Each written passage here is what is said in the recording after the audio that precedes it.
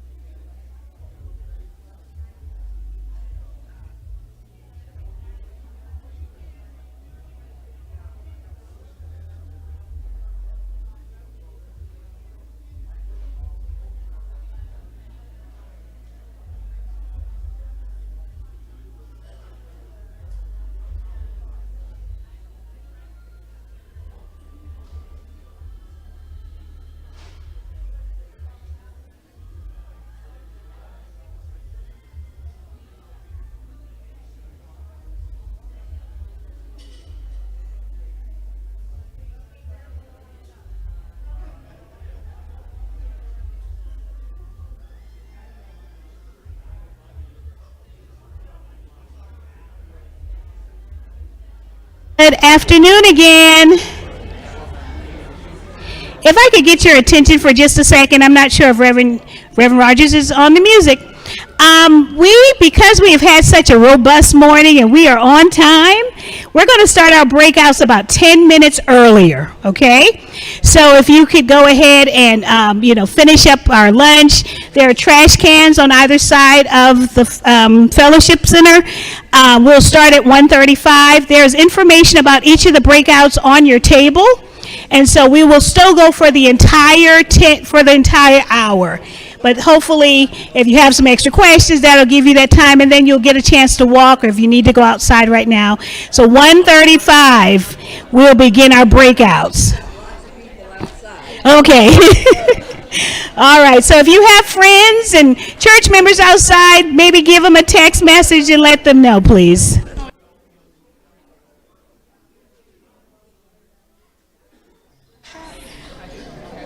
Dr. Armstrong also has copies of her book, and so if you would like to purchase a copy of that, they'll be available before the breakout as well as after the session ends.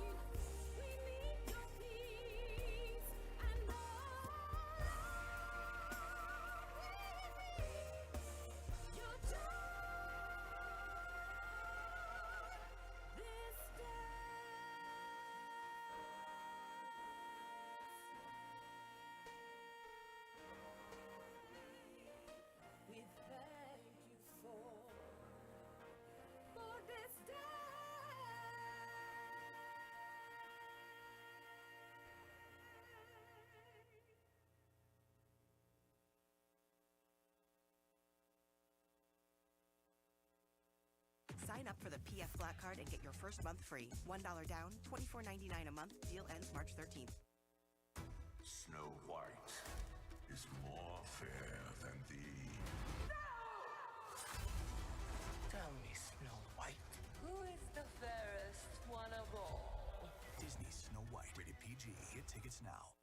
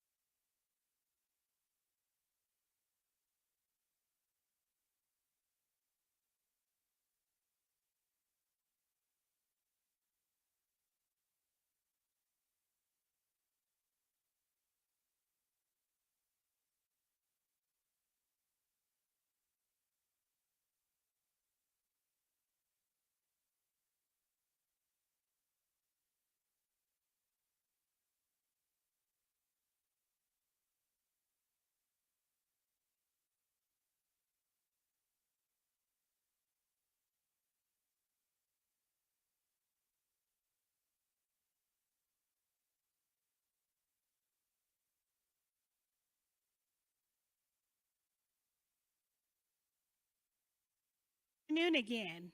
The time is 1:35, and so at this time we're going to begin our breakout sessions. If you desire to attend the other breakouts on the second floor, I encourage you to begin making your way there. Dr. Armstrong will be with us throughout the afternoon, and so if you did want one of her books, you can do that at a later time. She's going to begin her session so we can stay on assignment for the next hour for this breakout session where she'll talk about boundaries. And so I invite you to begin taking your seats.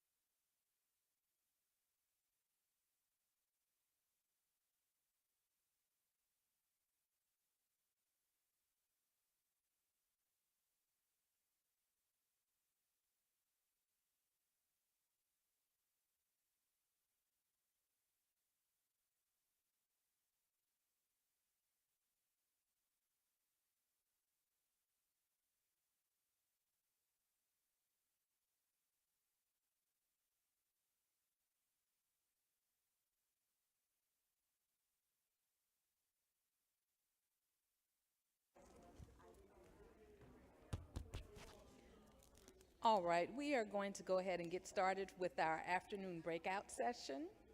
If you will settle in your seats, get comfortable, strap in for what hopes to be another informative session, even after lunch.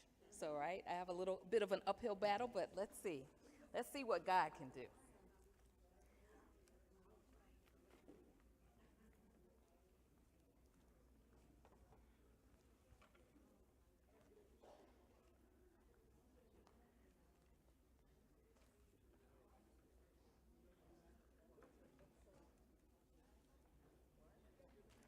All righty.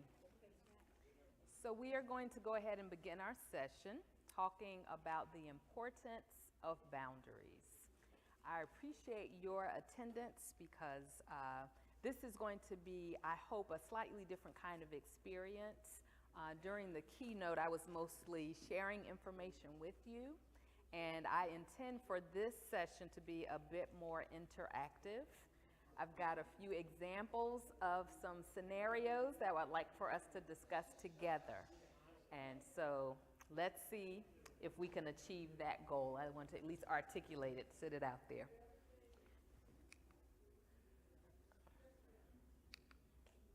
Okay, let's see if this, okay, perfect. Okay. So in order for us to enter into a conversation about boundaries, it's important to define what it is I mean so that we're on the same page. And this is not necessarily the definitive definition, but this is a working definition that we'll use for today. So boundaries have to do with, if you will, the personal property lines that we draw around ourselves that help us to distinguish between what is ours and what is not. And so if you think about it in a physical sense, if you see this image, you see that there is a fence. And the fence is demarcating, this is my property, this lawn is my responsibility, this house is my responsibility.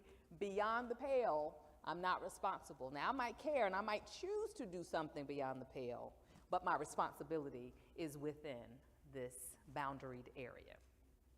So true for our situations, especially in relationships, where we want to be clear about what it is that we are responsible for in our relationships, in our situations, and also help to clarify what is beyond our responsibility. So we get clear about what our responsibilities are and we take ownership of those responsibilities, right? So if you're inside the fence and the grass is getting high, then ownership means that you either pull out your lawnmower or pay somebody else to do so, right? That is your responsibility. Boundaries also help us to distinguish the areas that are not ours to control. And I have to share with you that in my work as a psychologist, one of the things that keeps me and my staff the busiest is helping people clarify where they have been involved when it is not their responsibility. And knowing how to show compassion, but still be clear about what one's responsibility is. All right, we'll talk more about that in a moment. Boundaries also contribute to our mental health.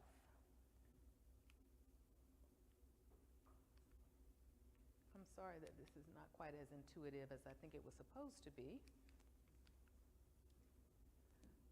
So let's see how this works. Boundaries contribute to our overall mental health and wellness because once we have that clarity and we have peace, then we function in a very different way.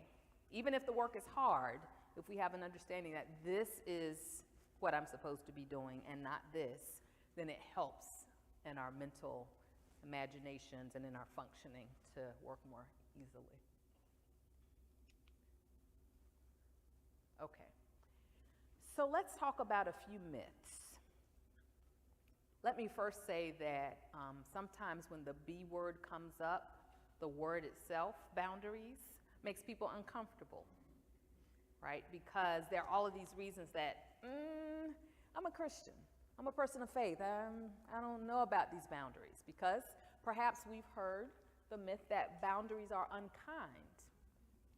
If I'm a Christian, I am called to kindness. It's one of the fruits of the Spirit, of course, Galatians 5:22.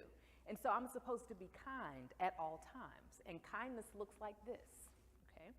When in reality, I'm going to show you in just a few moments places where Jesus himself drew boundaries, right? And Jesus is the one we follow, last I checked. And so if we look to the life of Jesus, then we can get some ideas about the fact that sometimes boundaries are needed and imposing them is not unkind, right? Or it is something that is kind to even impose boundaries.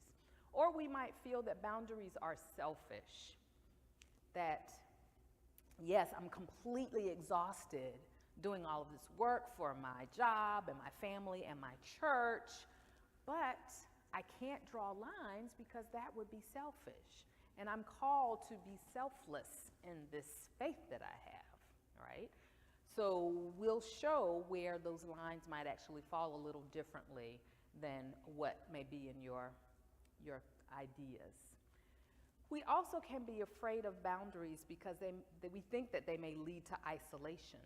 If I draw boundaries, then those people aren't going to like me anymore. They're not going to support me. They'll wave and be polite because that's how we do here in the South, but they won't really engage me the same way, right? And the reality is that boundaries help us to really be clear, especially in our relationships, so that we're interacting with the people who give us life and promote life. And I'm not just talking about the fun people all the time. Sometimes people challenge us in ways that are God ordained. So I'm just not talking about taking the easy route, but I am talking about surrounding yourself with people that God has called you to. Sometimes we're jumping into situations that God was like, I'm not a part of that, right? So we want to be cautious about expecting that there will be isolation. Another myth, people won't like me if I say no. You know, we don't like to say the word no. And yet, the reality is that the more of the no's that you say, the more it opens you to yeses that are intentional and deliberate and a part of your call. So I think many of us in the room have a sense of the concept of spiritual gifts, okay? So do you remember how Paul describes in 1 Corinthians 12, he talks about the different kinds of gifts that we have, right? And he basically says, everybody can't be an elbow and everybody can't be a foot, but all of the parts work together, okay? So when we don't have boundaries, we're actually being anti-scriptural because we're trying to be the elbow, the foot, the head, and the nose all at the same time and hastening ourselves to an early death, okay? Now, God has already measured out our time, so I'm not going to suggest that if we follow God just right that we'll live forever. We know that's not true.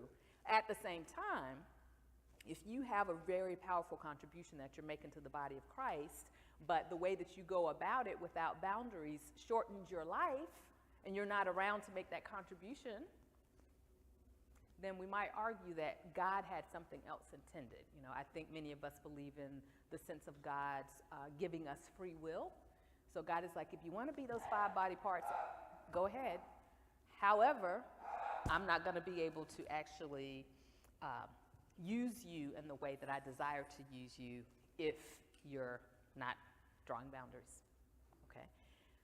Also, setting boundaries, we believe, damages my witness as a person of faith, all right? Because we want to hearken to Jesus and Jesus' example, and we remember that phrase that Jesus is meek and mild, all right? That's in some of our hymns, right? So there are aspects of who Jesus is that do show meekness and mildness, but there's a comma there. There's some other parts of Jesus. And the more that we as followers get to know who Jesus was historically, but is in our lives, then the better we understand the 360 degrees of who Jesus actually is. So there are times right now that we must be meek and mild, and there are other times that we're not, okay, based on Jesus' example. So let's talk a little bit more about these examples. All right, so there are just a few examples that I want to share with you, and I think many of you will be familiar with these scriptures. So you may recall that Jesus had a little bit of opposition from the teachers of the law and the Pharisees, okay? And if you look at Matthew 23, you will see a progression from Jesus talking to his disciples and saying, you know, these Pharisees are hypocrites, okay? So he's talking to his disciples, but then there's this pivot in that scripture where he then talks directly to the Pharisees. So he is not talking behind their backs. He is telling them, woe to you, you hypocrites, speaking truth to power. Because remember, the Pharisees were powerful in that culture. So the fact that Jesus would say, I see some wrongdoing happening, I see some hypocrisy, I see opportunities where people can't be healed because we're talking about some rules, okay? So he's drawing a boundary that says that over there, that's hypocritical. Jesus set a boundary with the Pharisees. Now, on one level, that cost him his life, but that was a part of the design all along, right? And so Jesus was doing exactly what he was supposed to be doing when he set that boundary with the Pharisees. Also, there's a moment in Matthew 19 and verse 14, and we know that because of the way that the Gospels harmonize. You might find this story in more than one place. But in this particular place, the children children will recognize things about us before some adults, right? So the children recognize his power and his charisma, and they wanted to approach him. And you know how we adults can be. You know, children are kind of usually up to some kind of tomfoolery. So we say, go on outside till I call you back inside, or whatever we say. And that's what the disciples were doing with the children. But Jesus said, wait a minute now. Don't forbid them to come to me. Let them come, because they are showing us what the kingdom of heaven looks like. These children, right? So that's a different kind of boundary, right? Boundaries aren't always saying, no, stay out. Sometimes the boundaries are telling people who are being gatekeepers, no, let them in. They need to be a part of what we're doing, right? So I want to make sure we have that sense of how boundaries can work both ways, right? Think about a fence. In fact, I think I have a picture. It's not this one, but there's a picture with a fence that has a gate, right? So the gate is there to let certain people in and certain people out, and then keep certain people out, keep others in. So we have to remember that's how boundaries function. We also know that Jesus set boundaries around his own life, okay? So this morning's talk, I was really trying to engage, helping us to think in community. How is it that we as communities influence and promote mental health for the betterment of our congregants? And that is still true, but this session is looking more individually, right? Because we are the only ones who can set boundaries for ourselves, okay? So when we decide that, okay, I am very involved in my church, I might be a very involved layperson, maybe I'm a clergy member, church work takes a lot out of you, right? And if you're not intentional, then you're going to find, as Dr. Bradshaw Easter was saying this morning, you're going to find yourself with challenges as a clergy member to your health, including your mental health, right? So you have to set the boundary so that other people don't trespass it and then think that you liked it, right? Loosely quoting Zora Neale Hurston. So going to pray a great while before day is something that is spoken about in Mark chapter 2. So Jesus is actually at the end of chapter 1, that Jesus is saying he recognizes that whatever is on his plate for the day is going to take a lot out of him. So he has to replenish before he even starts his day. And he goes a great while before day to pray, okay? I'm probably preaching to the choir if I tell you all about the importance of prayer. But what I think is really important in this passage is that Jesus did not wake up, let's say 4:30, a great while before day. Let's say Jesus woke up and said, oh my gosh, I've got these 2,000 people to speak to. I've got to go tell the Pharisees about themselves. And I have all these other things, so I don't have time to pray. No. Jesus said, I must do that first so I can do the other things. So he set a boundary on those other activities. Whoever was knocking on his door or blowing up his phone or trying to attract him on social media, He said, not yet. I'll get to that later. First things first. Set a boundary on his time. Jesus also knew when he was ministering, and he did that so often, as we see in the Gospels, he knew that there were times when he needed to be away from the crowds. Just seeing a crowd and knowing that they are needy people isn't good enough for us to say, okay, well, I'll do that tomorrow. I'll do my workout tomorrow. I can sleep when I die, or whatever the things are that we tell ourselves, right? We have to put those boundaries around. So he took time away from the crowds to be not only with his disciples, but also to take care of himself, right? There's even a passage here where he talks about, he's noticing that a lot of people are gathering, and so he gets in a boat. He establishes some distance. Are we supposed to do that? Is it okay for us to kind of put a hand up? Yes, Jesus did it, right? And he did it for the greater good, so he didn't get on the boat and go on vacation.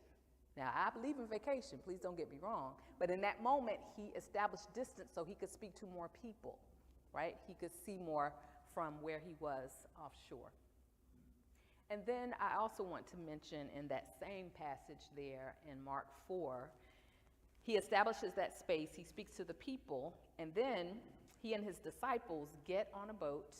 They're on the boat and they start traveling to a place and encounter a storm while they're traveling.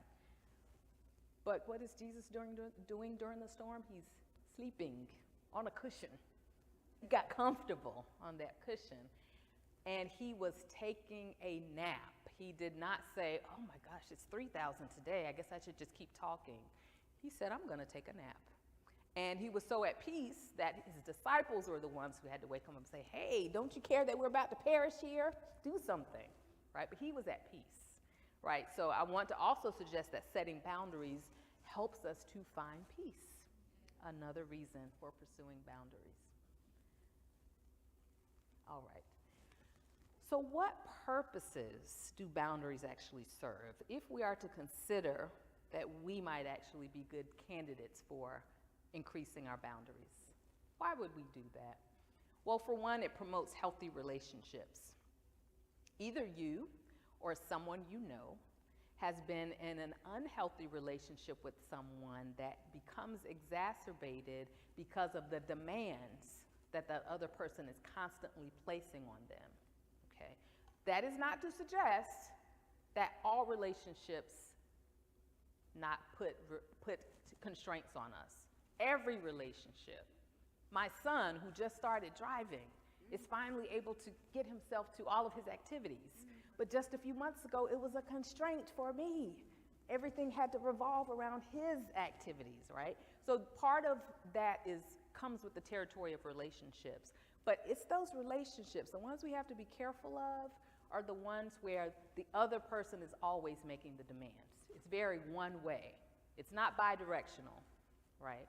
And bidirectionality is actually a part of the Christian story. If you read Galatians chapter 6, and it talks about how we are to carry each other's burdens to fulfill the law of Christ, okay? So if I'm always carrying your burden, am I doing what Christ has instructed me to do? Probably not.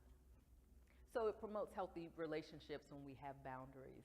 It also helps individuals as well as groups and communities to focus on their responsibilities. Sometimes we can use a lot of energy and time and money being invested in responsibilities that are not ours. And I find in working with a lot of families that we often have dysfunction that grows out of the absence of boundaries, especially for mentally well and healthy-bodied people who are still receiving a lot of support, probably too much support for their station in life. Boundaries can protect us from exploitation and abuse and other forms of harm. Because there are some people in our lives, in our churches, who until you impose a boundary, they will take everything that they can and more. They keep taking and keep taking and keep taking. And that's exploitation, if not outright abuse. We see that those abusive patterns or harmful patterns can be in many different types of relationships, romantic relationships, but even within families, as you'll see from our scenarios I'm going to present to you in a moment. So boundaries also allow our yeses to be yes and our no's to be no. I think Jesus was the person who said something like that in the scriptures. Like, let your yes be yes and your no be no. And so if you, excuse me, are saying yes to all of these things over here, and you might have various reasons for doing so, but if there's something over here that you would like to do, that God is calling you to do, but you're already consumed over here, then all of those yeses end up communicating a no over here, when it might actually need to be the other way around. Okay. Now, she was not writing from a Christian perspective per se, but some of you all may know the name Shonda Rhimes, Grey's Anatomy scandal, right? She wrote a book called The Year of Yes. And she talks about how she had just been so used to saying no to so many things. And her sister was actually the one who challenged her, and she didn't appreciate it at the time. But later, she understood that her sister presented this helpful challenge of saying, why don't you say yes to these things over here? And I think we can see the benefits of how she reconsidered where her yeses needed to be. And so boundaries do contribute to our growth and development. I think you are getting the picture of that. So there's that gate I was talking about. What are some common situations where boundaries are at play? Well, they're actually everywhere. We're confronting boundaries at all times in all spaces that we're functioning in, but I want us to focus on a particular set of scenarios, and we're gonna kind of delve into some instances of where boundaries come up. So I'm going to present some scenarios to you. I'm just going to present some real basic information. And at each slide, I'm going to pause and ask you to weigh in about how the boundaries are lying and how they might change, how it might be a good idea for boundaries to be different. So let's start with work. So Donna is a mid-level manager at her job. She is a high performer. She does all of her work and most of her boss's work. She gets calls day and night. She has not gotten a raise in 6 years. Meanwhile, her company has continued to hire people. So we're not talking about times like now where people are just glad to have a job. We're talking about a healthy, financially solvent company that is raising other people but not giving her a raise. She's afraid to take time off, and Donna has watched her peers and direct reports pass her on the corporate ladder. Okay, what do you see about Donna's boundaries here? Yes, she doesn't have any. Okay, she certainly doesn't have any on her time, right? So she probably was found somewhere in her job description that her hours were something like, I don't know, 8 to 5. So why is she getting a call at 10 p.m.? Why is she getting emails at 3 in the morning that she's expected to respond to, right? So no boundaries on her time. Financially, she's not able to say, this is what I have earned, this is what I demand. And taking time off, she's afraid, right? So Donna is, excuse me, she's like a few clients that I've had where their mental health has been affected to the point where they're saying, I need some support. And when we actually unpack what's going on, it looks similar to this. Other comments about Donna's situation? Probably a yes person. She's probably a yes person. Yes, you can call me at 2 a.m. Yes, boss, I will do this, even though it technically is what you're being paid for, at twice my salary, by the way. But you're right, she's probably a yes person. Yes, she is being, exactly. She is being disrespected, abused, exploited because of the ways that people like her boss are utilizing her talents, not rewarding her in terms of her finance, right? And then also, you know, the boss probably recognizes, oh, it has been 4 years since she took a vacation, but I really need to get that work done. So if she goes on vacation, I'm gonna have to work. So I'm not gonna say a word. If she doesn't say anything, I'm not gonna say anything. I saw this hand and then this hand. She may be living in fear. Yes, what might she be afraid of? Losing her job, or she has a family to support, she can't afford to lose her job. Right, right. If she loses her job, then she will no longer be able to support her family. Her boss probably knows that, all right? And the reality is that they're really afraid of her leaving, but that's not how they present it, right? Because if she left, then a lot of other people would have to step up. Probably three people would have to step up to do her work. Right, right, yes. When I read this, it sounds like she knows she has strengths, Yes. but she doesn't fully understand where her power is. Yes, yes. She knows that she has strengths because the people that she has trained have gone on to do great things in the company. Wonder where they learned that from, right? So like you said, she has strengths, but she doesn't know where her power comes from. Okay. So I did not describe Donna as a Christian, but if she's a Christian, then we also know that she's got some internal higher power that's behind her, which she probably doesn't really recognize, right? She's not recognizing that God is her best advocate. Okay. Anybody else with comments about Donna? Yes. She's codependent. I think what she does is, the happier you are, the happier she is. So she's trying to please, she's a people pleaser. Yes. And if those people are happy, then she's happy. Makes no sense. Right. So to summarize what she said, she's probably codependent and she's a people pleaser. So she feels that if other people are happy, then she is happy.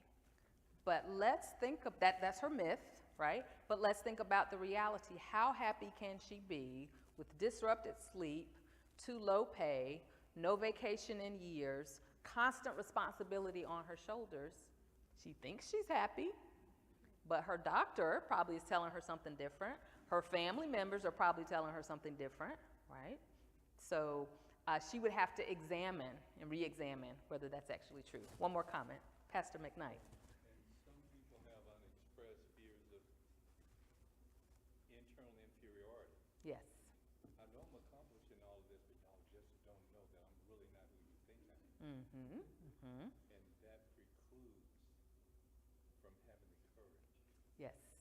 or the faith to try to move away from that situation. That's right. I mean, I deal with people all the time, and they have extraordinary. I remember one young lady, brilliant, C student in high school, wanted to be a nurse, but wouldn't apply to nursing school. And I couldn't understand why. She said, because I'm not that smart. She's now a registered nurse. We helped her get in there, because some people, those internal feelings of inferiority based on where you came from, who your family is, even though you are excelling, it's almost like they don't know who I really am. Exactly. So I'll get you in just a moment. I wanted to comment on your talking about her sort of feeling like you all don't really know who I am. So we call that imposter syndrome, right? And many, many people can sometimes succumb to imposter syndrome. And so she certainly felt like she was. And then we also know that she was probably suffering from some low self-esteem. Very low self-esteem. But what you said is, I don't know anything about this person, but it probably wasn't her therapist. She might not have been in therapy. She might not have been a part of a family that necessarily complimented her. Maybe she was. But my point is, what if that's what the church does for people? What if the church reminds people that God made you fearfully and wonderfully you're made, and that these are the promises that apply to God's people, and also this is what we see in you.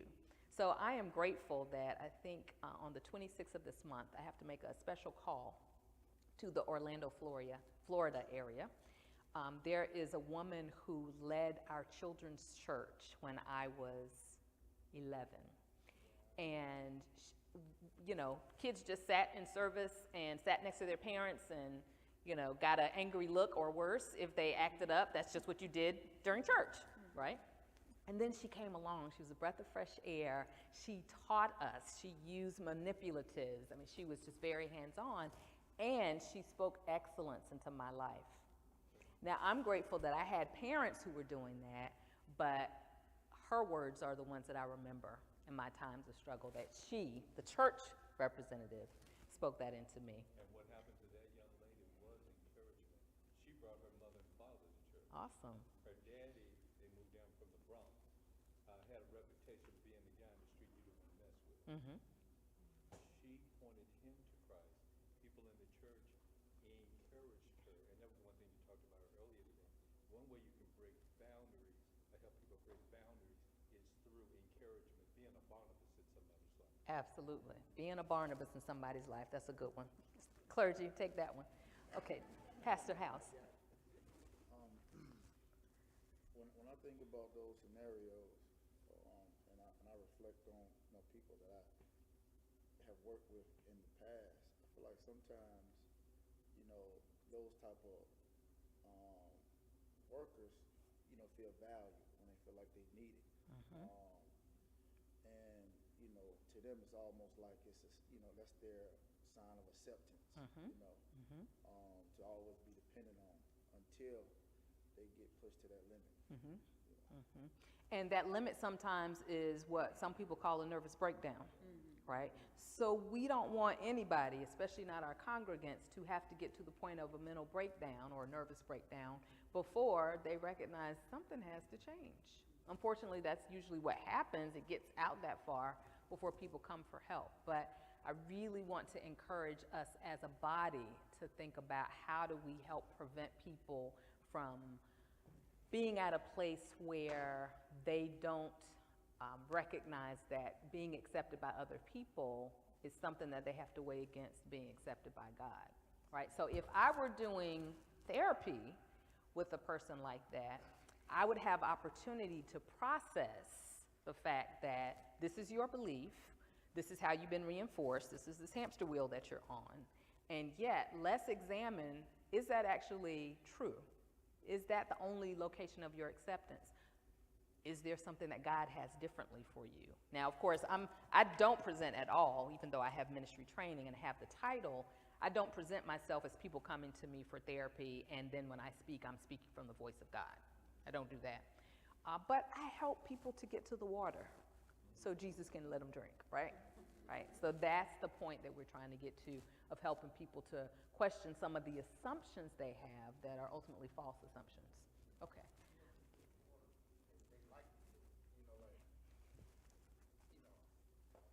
I'm going to use Miss Nancy, for example. Yes. She can do everything. And, this is the first time I have had someone like that. So naturally. There is an extra microphone. I don't know if it can be turned on, but let's try it. Okay, perfect. I'm glad you said that. Now we'll use all of our tools. And I'm gonna be real quick because I know other people, want to say some things as well. But I was saying I have a excellent everything. I ain't gonna give her no one title. And naturally, if someone is skilled in a lot of areas, you're gonna depend on them. But how do you scale back if they wanting more? But at the same time, you understand that at some point somebody can break down from the amount of work, that they're responsible for. Right. So it is a negotiation, right? You know that there are limits to her finitude, right? She knows that how much sleep she got last night or last week. She knows what is needed by her family, right? But she has to be honest and you have to be honest. You can't say, oh Lord, she wants to do a 2-week vacation, but I'm gonna ask her to do just a couple days because I have this big project coming. I'm not gonna say anything, right? So it is a negotiation, and that's why it requires both healthy people to implement boundaries so there's not exploitation. It may be that her skills are so great that you all have to think strategically about, how do I get the maximum utility from you, whether you're paid or not, right? Because some people are volunteers and they're great as well. I would suggest that volunteers we have to be especially careful with. But even if somebody is paid, we still have to say, here's what the boundaries look like. So if you are an 8-hour employee, then let's figure out what you can do in the 8 hours. it's actually 11 hours of stuff that I need to do, so then let's prioritize. What are the things I most need you to work on because I respect your boundaries and you defend your own boundaries, and that's how the navigation of it goes. Okay, so let me go ahead and go to the next one. We talked about work, and of course most people who are gainfully employed spend the majority of their time for decades at work, right? So boundaries are a big situation at work, but let's also look at family. So this is a family, Nana and Papa and their grandkids. They are doting grandparents. They say this is the best part of their life. They love their grandkids. However, they openly question the parenting decisions of their children. They often go against the wishes of their children and grant their grandchildren whatever they want because they are so cute. As their grandchildren mature and their behaviors worsen, which we might expect as a likely outcome, they increasingly feel threatened by the consequences of not fulfilling their grandchildren's every wish, right? Because now they have a little bit more ability to misbehave, to be cruel, to even impose threats, right? So Nana and Papa are beginning to experience marital conflict around how to handle these situations.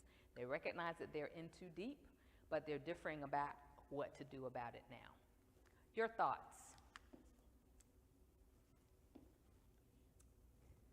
Are you pointing to me because I'm a grandma? You took the bait, go ahead. I think Grandma and Grandpa should have set some limits very early on. I do think that's one thing my husband and I have done. They come to spend the night, yeah, they get a little spoiled, but there's never going to be any disrespect in our house. So we set them pretty quick. Good, good. So you all have been the Nana and Papa doing the right things and honoring your children. And of course, there are times when your children make decisions you don't necessarily agree with, but you recognize and you respect where that boundary is drawn. We're very careful not to say, what do you think you're doing with them? We might think it. Right? You might think about, not sure how this is going to go, or oh my gosh, this is terrible. And to be clear, there are appropriate times when grandparents observing what's going on with their grandkids may have a candid conversation with parents. But you have the conversation and you leave it there. It's not a situation of manipulation, like I'm going to take you out of the will if you don't stop that, right? It is a negotiation. I think I saw another hand. Well, I'm going through that. Yes. With the opening question to the parenting decisions, and I'm not really comfortable with all the decisions my daughter makes, and I think it has a direct effect on my grandchild, right? So I can have the candid conversation to someone that's open to hear it. But if you're not open to hear it, then I feel a need to protect the best interests of my grandchild. And that's where I'm kind of stuck at. Okay. So to be sure that there's a difference between not liking the bedtime that your child selects for their child, or not liking the way that they send them to school and how they're dressed, right? Those are some things that at the end of the day you can kind of get over. And then there are some things that have direct relevance to that person's health, that child's health, their ability to thrive. You know, just imagining a scenario, if your child was in a relationship with an abusive partner and you were concerned about that child's exposure to that, that would be a different kind of scenario, because then you would have to be thinking about shielding that child from the possibility of abuse, witnessing abuse, the adverse childhood experiences we were talking about, right? That's a different kind of calculation. And there may be times when we are led by the Spirit into that difficult situation where we have to speak up or even step in. I mean, I've heard of situations where parents have had to take custody, right? So I think we do have to be prayerful about where to draw those lines. But I think in a lot of these scenarios, it starts out with pretty small scenarios where it's about preferences. And, you know, I like to see my grandkids come to church dressed a certain kind of way, and you left them looking like they were going to the beach, or whatever the scenario may be. We have to be prayerful about when it is that we step in. But I think we can see from this scenario that those grandparents are over involved, they've gotten in deep, the kids have gotten older. So you probably have seen or experienced that sometimes with kids who have, let's say, gotten a lot more love than discipline, that they tend to exploit that. They begin to know that, oh, okay, grandma's not gonna say no. I can ask for a Lamborghini for my 16th birthday. And she's probably gonna say yes, and if she doesn't, I'm gonna get mean at her. I might start cussing at her, right? Because I kind of got it that way with my grandma. So those are the kinds of scenarios where Nana and Papa find themselves.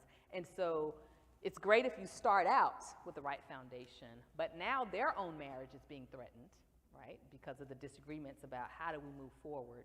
So this would be a scenario where they probably would need some professional assistance. They probably need to speak with their pastor and to a therapist who can help them how to figure out how do we, even at this late stage, I mean, we kind of have already spoiled them, but how do we at least make a course correction? One more comment. Hate to be, I think it's on. hate to be so abrupt. Barney Fife, he said nip it in the bud. But Barney Fife said nip it in the bud. Nip it in the bud. Okay, if you have two sets of grandparents, one is the right way, what you feel is the right way, church. Yes. Speaking to them in a correct manner, but the other one is all out. So that's another boundary you have to, you talk to, let's say for instance, your son, but then you gotta talk to your daughter-in-law. It could also bring up some hard feelings, very disruptive feelings. Yes, yes. So you kind of want to find a way in gradually or something. I mean, the opening statement, if you will. Yes. Yes. That could help ease Right. So it may be in the scenario you're describing where, I don't need double mic, it may be that you and your wife, for example, have set proper boundaries, but there are other issues of looser or non-existent boundaries. And that happens very often.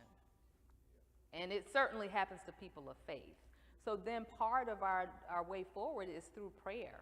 Like, which is the scenario where I step in and I discuss a boundary that I believe needs to be set, but it's technically not my responsibility directly, so I can make a suggestion.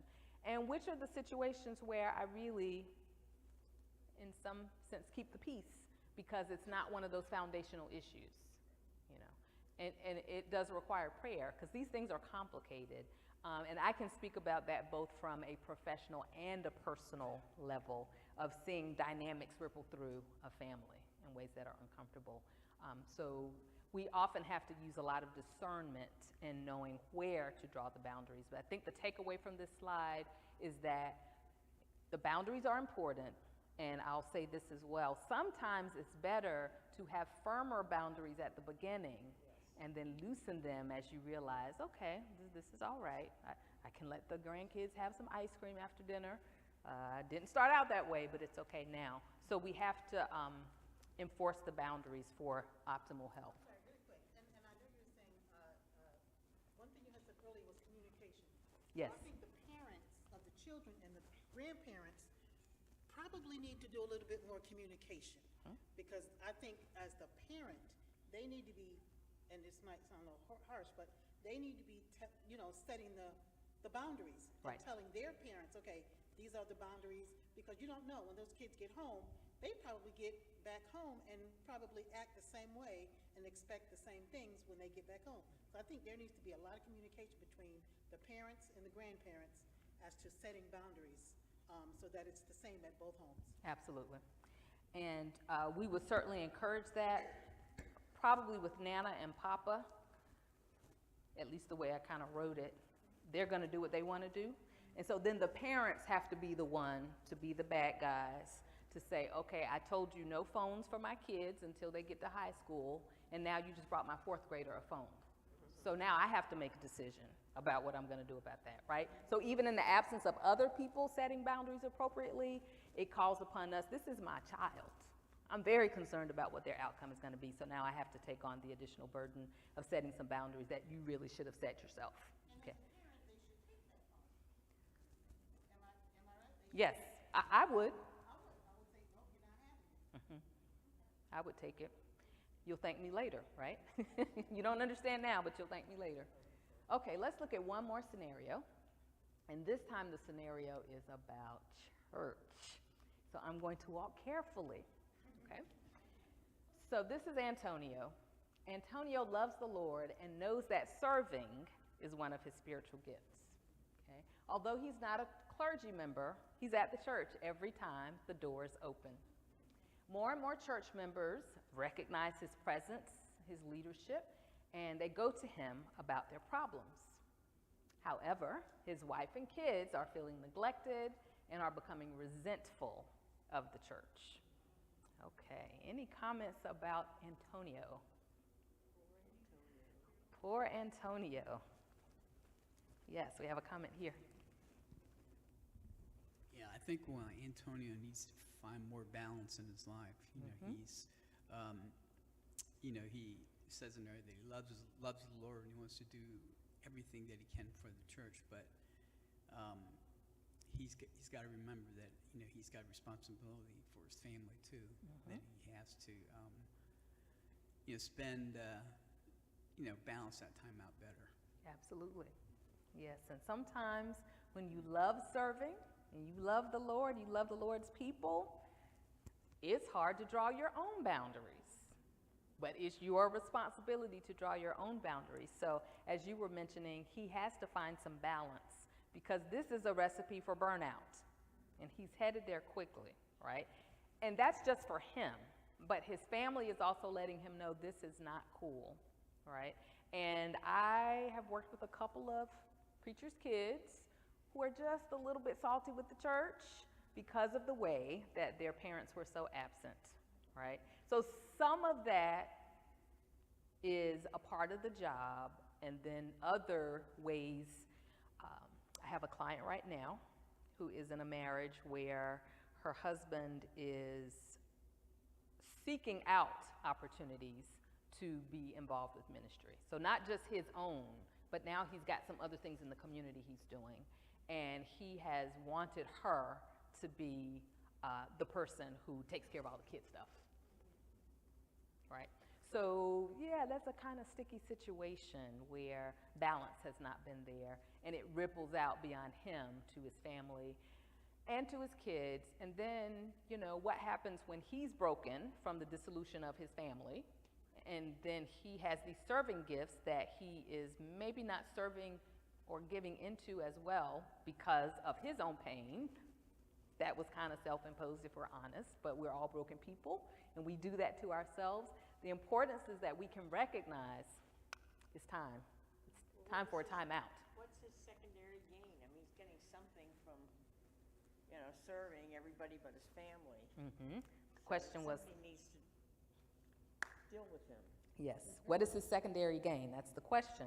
And I want to go back to the comment that we heard over here about the possibility of feeling that this is my form of acceptance. This is my sense of value that I'm getting, but maybe looking for love in the wrong places. Exactly. To quote a song.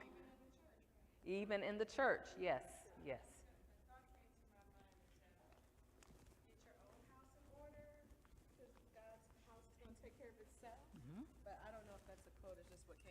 Say that again, please. I was saying the thought that came to my mind is that you need to get your own house in the order because the Lord is going to take care of his own house. Yeah, that was my thought. And serve in your home. We need to serve in our home too. Amen. Reminds me of that song, get your house in order. Oh, do it today. Okay, two more comments and then we'll go ahead and close up because I think we've only got 7 more minutes. Yeah, I feel like that's a difficult one. I'm gonna not be present. I'm gonna assume his name is Lopez, because he look like a Lopez. But what if, you know, he's fulfilling those obligations, but is not doing anything less at home, but is perceived as he is only because of these extra duties that he's picking up? Should he stop, you know, what he's gifted at doing because of how, you know, his wife or whoever feels when he's still doing what he need to do at home? Like, how do you negotiate that boundary? Great question. So what if it's about misperception, right? That's a possibility. But presumably when we are in partnership with someone through marriage, we place some kind of value on their perspective, or at least we did in the past. If we don't, then that's a different conversation. But our families will tell us a lot about ourselves. They are closest to us. They see all of our warts. They can speak to us in ways that we don't always appreciate in the moment, but it is something important. Like, this is how my wife sees me. This is how my kids see me. I'm trying to portray something different, but why don't you get with the program and see me like everybody else does? Or what about close friends? What about prayer warriors? What kind of feedback might they be giving? Is it me that needs to change? Is my ego possibly in the way? Because it means something for me to present myself in a certain way to the community, right? So all of those are the kinds of questions that we have to process. Those are the kinds of conversations that we might have in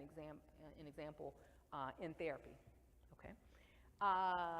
There was one more comment here, and then we're going to just realize we've got a few more slides to go through, so last comment. Well, I was just going to say that reminds me of so many people well, not so many, but some people in the church that, but they're lacking something at home.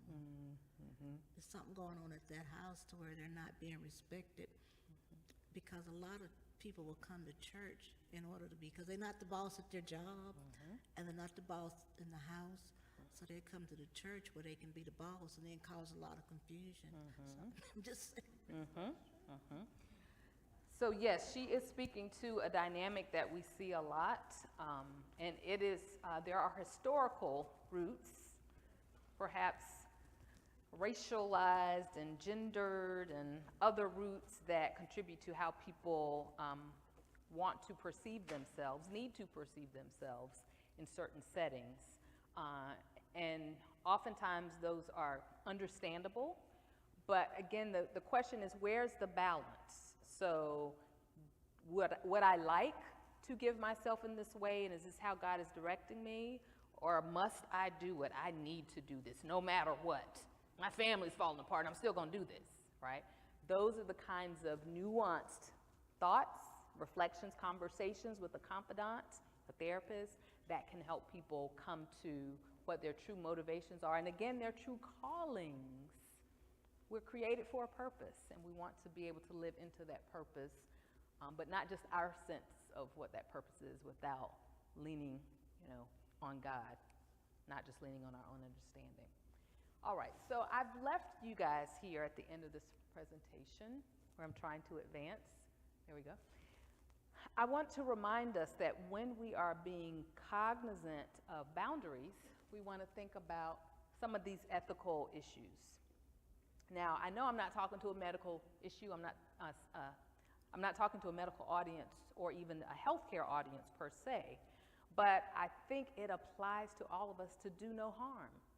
Above all else, we need to treat God's people as God directs us to care for them and not to create harm.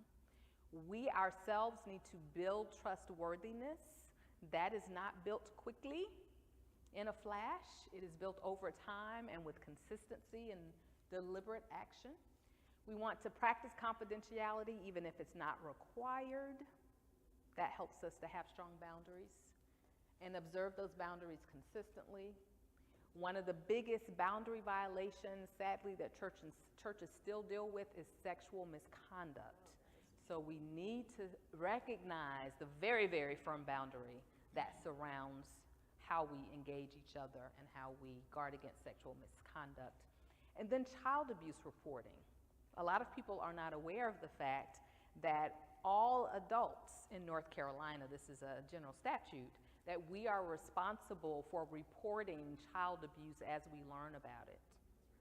Therapists have a higher level of reporting, but everybody, every adult, not just teachers, not just psychologists, we have to report child abuse. I didn't write down the statute, but you can probably pretty easily find it. Just Google child abuse reporting in North Carolina. The next slide actually shows that there are community resources that we can refer to, because what we're saying is that some of the work and the support that people need, even when we're treating them properly, goes beyond what we can do. So rather than the pastor who really didn't take pastoral care, but really is trying to provide all the pastoral care for the congregants, that person needs to have some referral resources to rely on. Several of these I talked about this morning. And then on the next slide, we're talking about some of the crisis lines. You really try to minimize, you can't avoid, but you want to minimize the number of people in your congregation and community that are going through crisis. You really want to play the game of prevention, right? But when you can't prevent something, you want to figure out how do we keep this from getting worse, right? And calling in more resources is an important way to make sure things don't get worse. Next slide shows self-care skills. I do believe Jesus would approve with all my heart. I believe Jesus wants us to be engaged in self-care. So I've given some examples of what that looks like, right? We practice deep breathing together. I can do that on my way back home today in my car, practice deep breathing. Or progressive muscle relaxation is another way of introducing tension in your muscles and relaxing in a progressive way from head to toe. Journaling, other forms of introspection during that time, that great while before day perhaps, or that time of solitude. Solitude is also one of the ways that we practice spiritually.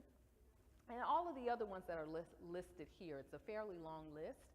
I want to emphasize sleep and other forms of rest. I received a referral from my own therapist of a book simply called Rest. It's called Rest. And in that book, Alex Sujin Pang, I believe is his last name, he actually describes different forms of rest.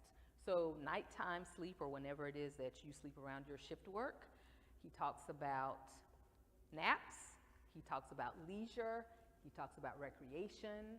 He talks about taking breaks, even in the midst of a busy workday. All of these forms of rest that are so important to our health, regardless of what we do. And then I'm also going to just point out humor, because I love to laugh. And I've got Sirius XM just so I can listen to comedy all the time in my on my radio. So whatever it is that gives you a sense of being taken care of, and taking care of starts with you. You have to take care of yourself and show other people how to take care of you. All right. So the next slide is just one that re-emphasizes that, but in a deeper way. I want to suggest that it is radical for us to recapture self-care, right? Because there are ways that our society says, no, we need you to be productive. We need you to work extra long. We need you to be as flexible as possible. After all, in this environment, you might lose your job. Work. Right? So it's radical to say, I'm going to work and I'm going to rest. Both of those things need to coexist. So we can be less focused on consumerism and goods, and all of these boycotts and economic blackouts that are going on are probably good for us, right? To help us to examine the way that we're spending. Exercising deeper self-compassion is so important, right? Sometimes we can have compassion for everyone except ourselves. We'll give everybody else a break except for that recording that's still going on in our minds. I encourage all of us to observe Sabbath keeping. It is a commandment, after all, to keep the Sabbath, and how different cultures have done that over time have varied. But Sabbath is rest, right? And it's not really intended to be 45 minutes, a day of rest like God had. Whenever, it might not be, it certainly is not a Sunday for pastors, right? But maybe it's a Friday or a Monday. Also, making sure you take time for breaks, staycations, vacations, they rejuvenate us. We want to implement strategies of acceptance and planning and positive reframing. Because sometimes a situation can happen, two people are involved, and they walk away with two entirely different interpretations of the same thing that happened. Glass half full, glass half empty, right? The positive reframing is creating the glass half full orientation. So we want to maintain reasonable boundaries and assertiveness skills. If I may, I would like to mention to you a resource as folks are rejoining us. There is a book published by Stephen Ministry.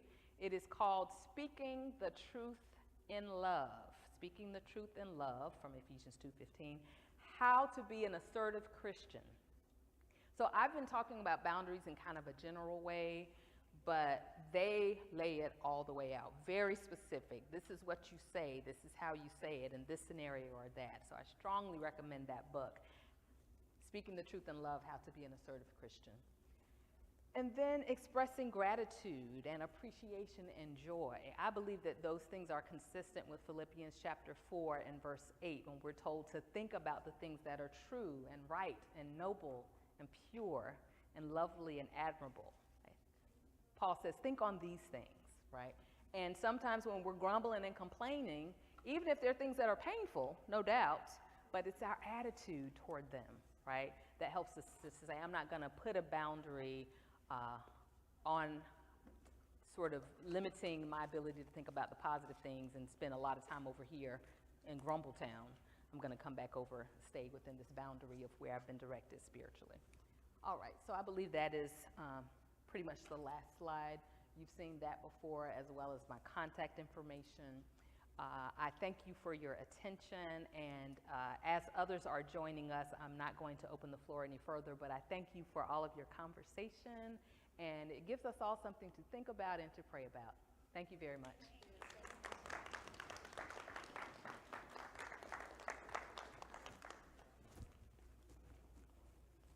All right, we made it.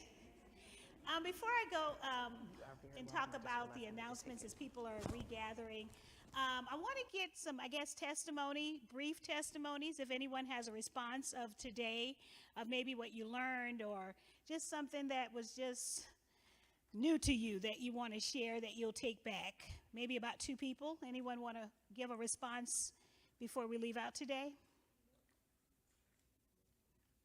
About your experience today? Yes, ma'am. Hold on. Ma'am in the blue? I think we might have some interference if we come beyond. Yeah. Oh, okay, sorry. Thank you. So I just wanted to say thank you for organizing this and putting it all together, and for you, Dr. Armstrong, for sharing.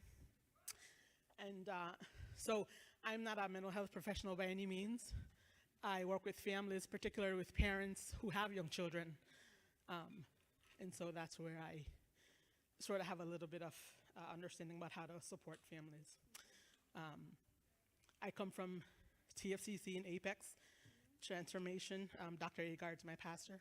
But I'm just really grateful for this time and space with everything happening, and trying to talk with families about how to stay calm and how we could take breaths together. And this is helpful because even though I'm not doing it at the church or in my church, so to speak, I get to take it back to work with me, and for that I'm grateful that you guys had this opportunity. So thank you. Thank you so much. Anyone else? Anyone else want to respond or share about today?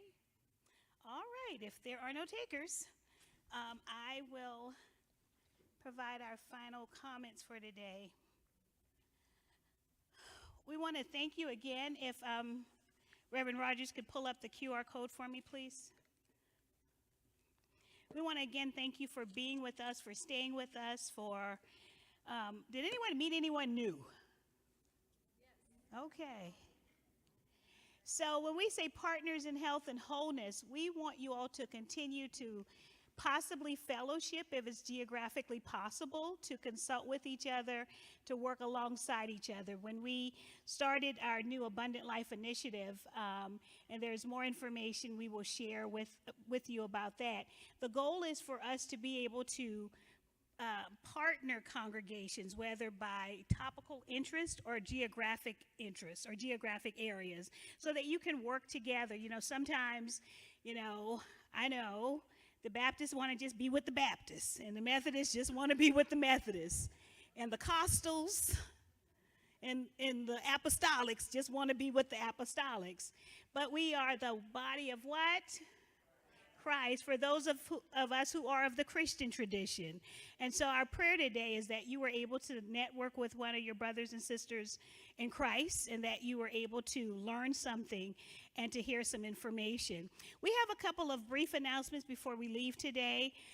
We are continuing to do our harm reduction workshops. And so I think Dr. Armstrong, during her presentation, mentioned substance abuse. And we know with what is happening in our country and our world, anytime there is turbulence and unemployment and risk of just not knowing what the next day holds, people will begin and continue using substances. And so Donna Hill is my colleague here, and she does our harm reduction work. So if you desire, whether virtually or in person, to have a discussion with your congregation about harm reduction, the use of opioids or other substances, we can provide that to you. So please see Donna before you leave. We will start another Abundant Life cohort. How many of our current Abundant Life cohort members do we have in the house today? All right. And so if you didn't raise your hand and your church or congregation is interested, please open our emails, because we see you when you don't open our emails, okay? We feel some kind of way. Rachel Baker, who is our communications director, she's not with us. She works diligently alongside us to make sure that you have accurate information about what the council is doing. As our director said, we are celebrating our 90th anniversary. So we have, in addition to these faith and health events, we have a number of legislative events being planned. And so health equity is one of those legislative matters that we want to continue to make sure that you're aware of. So please open your emails. We'll have another Abundant Life cohort opening later in the year, so your church can participate with us, and we can provide you support on your programming for mental health and wellness. Now, on this coming Thursday, we have a webinar, Faith and Mental Health Crisis in Youth. And so if you open your emails and register, we hope that you will attend that next webinar that will happen on Thursday at noon. Someone asked today, they said, well, how do I get the other webinars you've had a part of this Abundant Life series? If you have looked on our email, on our website, or I've been opening old emails, and I said, oh, I missed that. If for some reason you've missed a discussion, just send us an email to phwinfo. We'll send you the recording and the slide deck, okay? So Dr. Armstrong, a couple weeks ago, she did a conversation to kick us off, talking about, being a trauma-informed congregation and what does that look like. We can send that to you. If you send us an email, we'll send that out to you. In Greenville on April the 3rd, we will have another Faith and Health Summit. So if you have some friends, some colleagues, some church friends who live in the eastern part, of the state, please tell them how you had a wonderful time today, okay? And so our keynote for that day will be Dr. Elaine Heath. She's the former dean of the Duke Divinity School, and so her work deals with helping congregations understand how to be trauma-informed and trauma-responsive. And so she will come in as our guest speaker for the day. We'll have a talk about harm reduction. And as Dr. Armstrong was talking, she talked about how with ACEs, having a parent who is incarcerated is one of those, indicators of, your ACEs. And so we'll have someone talking about working with families who have incarcerated family members there, okay? So if you know someone, that registration is open. And if I could get you to complete the survey, Reverend Jim, if you have the QR code, I emailed you. And if you have your emails, we sent you the link. So if you would open that link, in this moment, we're going to just take a couple of minutes to allow you to complete the survey, okay? So we need the data, not only so we can improve our programming, but so that we can help our funders understand the work that is needed in our community, and we can continue to offer this type of programming on this level. Survey? We will actually send it to you again. We're going to send you the link. We'll send you Dr. Armstrong's slide deck. But if we could get everybody to fill it out now, it will help our rate of return, okay? How many of you, do you see the email? It came from PHW. Can you look in your spam folders for me?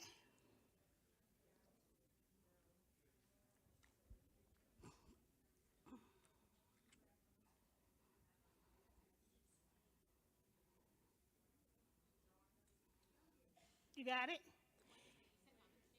No, we just sent it about within 15 minutes ago. Okay. Okay, so if you can finish it out for me, we'd appreciate it. If you can't find it, don't worry. We'll make sure we send a link out to you, but if you could go ahead and complete that, we'd make sure you open it, okay? I can't see Reverend Jim. I sent it to him, and I'm not sure. It was supposed to be on the screen, but yeah, I'm not sure. Yeah. All right. How many of you found it? Found the link, okay? We're going to take just 1 or 2 more minutes. Okay.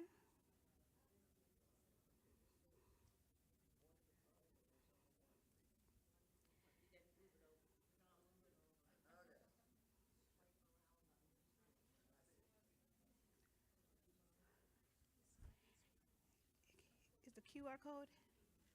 Okay.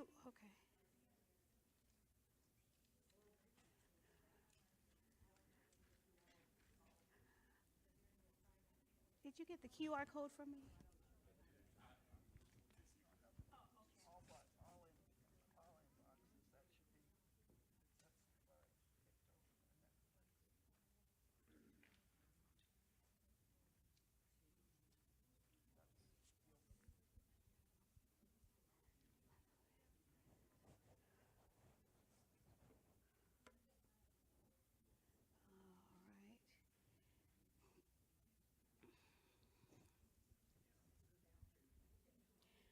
We also have some more water bottles on our table. We invite you to take anything in that silver bowl on your table. You are free to take it all, okay?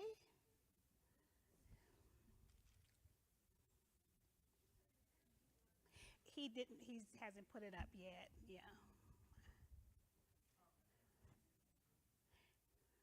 Okay. All right. Okay.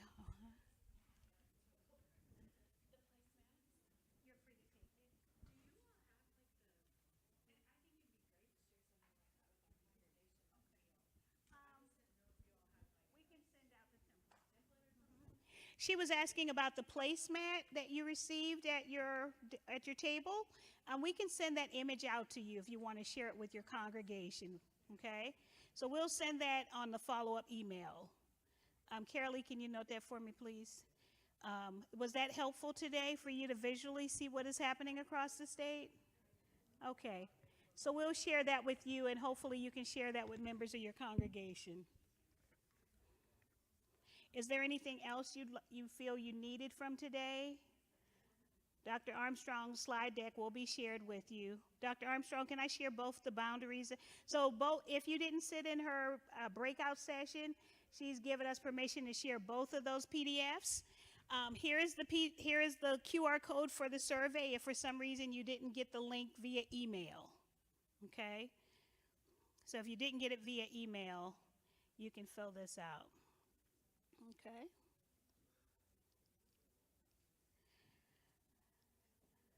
All right. So I think people have the QR code. I'm not going to hold you hostage anymore. Any final closing thoughts, Dr. Armstrong, before we leave? I will very briefly give a thanks to the North Carolina Council of Churches for having the brilliance and obeying the call to do this kind of programming. Such important conversations have happened today, and I pray that they will continue as we go back to our faith communities and our homes to continue to serve God's people holistically. Amen. Thank you. Thank you. Susanna, can you come here for a second, please?